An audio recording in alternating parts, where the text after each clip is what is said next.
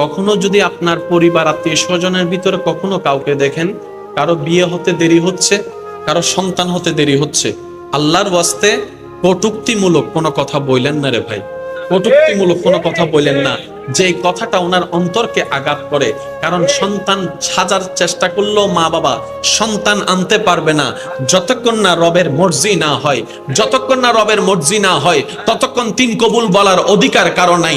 স্ত্রীর জন্য স্বামী নাই, স্বামীর জন্য স্ত্রী নাই।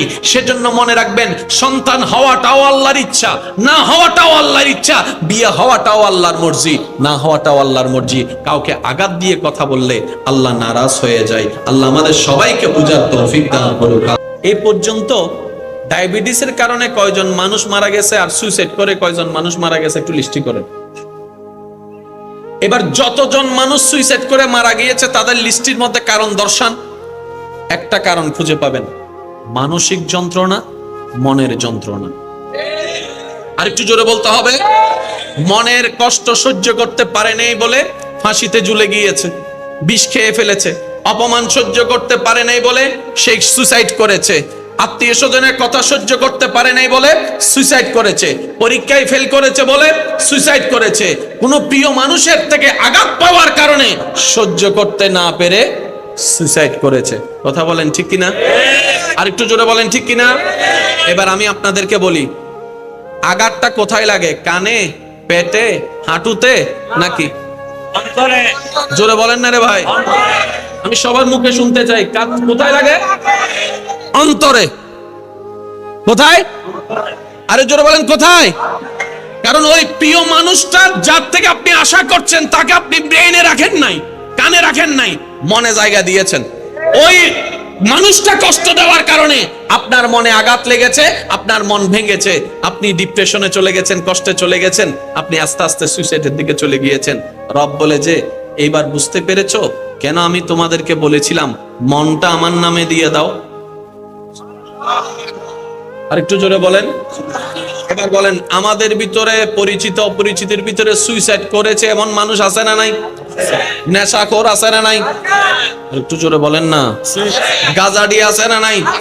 দুই নাম্বারই আছে না নাই? মেজাজি আছে না নাই? এক কথার আগে কুতুসি মারা যে এরকম মানুষ আছে না নাই? তাহলে আমাদের ভিতরে এরকম খারাপ মানুষ আছে না নাই? ডাক্তারদের ভিতর আছে না নাই? আলেমদের ভিতর আছে না নাই? বক্তাদের ভিতর আছে না নাই? আর একটু জোরে বলেন আছে না নাই? ইঞ্জিনিয়ারের ভিতর আছে না নাই? ব্যবসায়ীর ভিতর আছে না নাই? চালকের ভিতর আছে না নাই? আল্লাহর ওলিদের ভিতর আছে না নাই? শুনি নাই। সাহাবার ভিতর আছে না নাই? আহলে বাইতের ভিতর আছে না নাই? আল্লাহর ওলিদের ভিতর আছে না নাই? ওনারাও মানুষ, আমরাও মানুষ, সেম টু সেম হওয়ার কথা। ওনারা বলছেন আমরা সেম টু সেম হব না। কেন? আমরা আল্লাহর সেই চাওয়াটা আমরা আগে নিজের দিলটা আল্লাহর নামে করে দিয়েছি, নবীর প্রেম। যার কারণে তোমাদের অন্তরে যেগুলো আঘাতের কারণ হয় সেটা আমাদের আঘাতের কারণ হয়নি। আর হাতটা নামান, আমাদের ভিতর বেজাল, আল্লাহর প্রিয় বন্ধুদের ভিতর বেজাল। এবার আমাদের ভিতর বেজাল করছে কে? জোরে বলেন। কারণ সে ভিতরে ঢুকতে পারছে বলেই তো করছে। এবার আমি একটা প্রশ্ন করব, যার যেটা মন চাই উত্তর দিবেন। এই পৃথিবীতে গরু আছে না নাই? ছাগল, হাঁস, বাঘ, মহিষ, সাপ, আমরা। এবার আপনারাই বলেন, এই পৃথিবীর অশান্তির কারণ কি? গরু, ছাগল, হাঁস, মুরগি। কারা?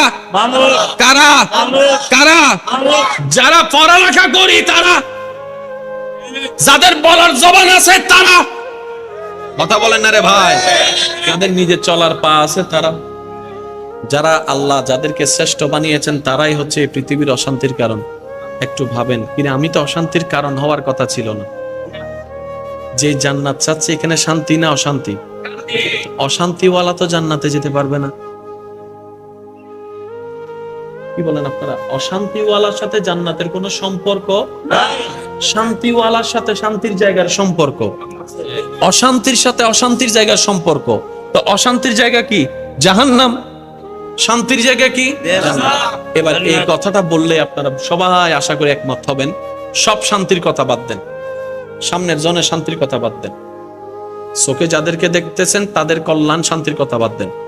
এই পর্যন্ত আমরা তো আমাদের নিয়মেই চলেছি, আমাদের বুদ্ধি দিয়ে চলেছি, আমাদের যেটা ভালো মনে হয়েছে সেটাই করেছি, মন যেটা চেয়েছে সেটাই করেছি, ঠিক আছে না?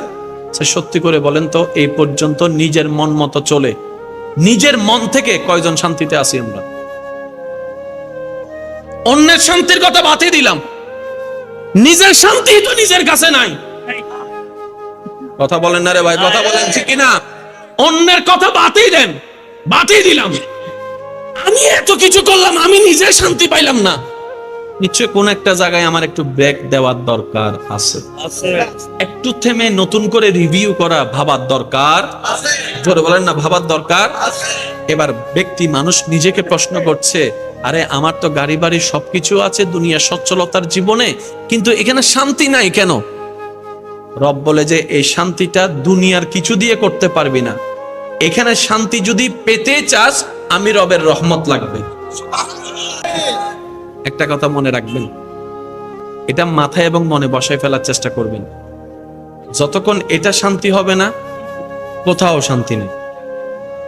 আর এটা যদি শান্তি হয়, গাছতলার নিচেও ঘুমায় শান্তি পাবেন। আর এটা অশান্তি থাকলে এসি রুমের মধ্যেও শান্তি পাবো না, এই কথায় সবাই আমরা একমত। কারণ সব বিষয়ে আমরা দ্বিমত করার সুযোগ নেই, কারণ সবাই আমরা একই ঘাটের মাঝি। কথা বলেন, সবাই আমরা ভুক্তভোগী। আর আল্লাহ তাআলা বলে এটা শান্তি হবে না যতক্ষণ না আমি না চাইবো। আল্লাহ তাআলা আমি কি করব? রব্বুল আলামিন বলে ওয়াল্লাযী আনজালাস সাকিনাতা ফি কুলুবিল মুমিনিন, আমি আল্লাহ অন্তরকে প্রশান্তিকারী। বলেন সুবহানাল্লাহ। সম্পর্কটা আমার সাথে করার মতো করো, তোমার অন্তরটা খুশি মনে নবীর মহব্বত দিয়ে সাজিয়ে আমি রবের নামে করে দাও, আমি রবের নামে করে দাও, আমি রবের নামে করে দাও। তাহলে তোমার পাওয়ার আশাও থাকবে না, হারানোর ভয়ও থাকবে না, কোনো টেনশনও থাকবে না, মন খারাপও থাকবে না। অল্প পেলেও তুমি আলহামদুলিল্লাহ বলতে পারবা। আর যত আলহামদুলিল্লাহ বলবে, অল্প নিয়ামত বাড়তে থাকবে। লাইন শাকারতুম লাযিদান্নাকুম আয়াতের ছায়া করে। আর অশান্ত মন শান্তি হতে থাকবে। বলেন সুবহানাল্লাহ।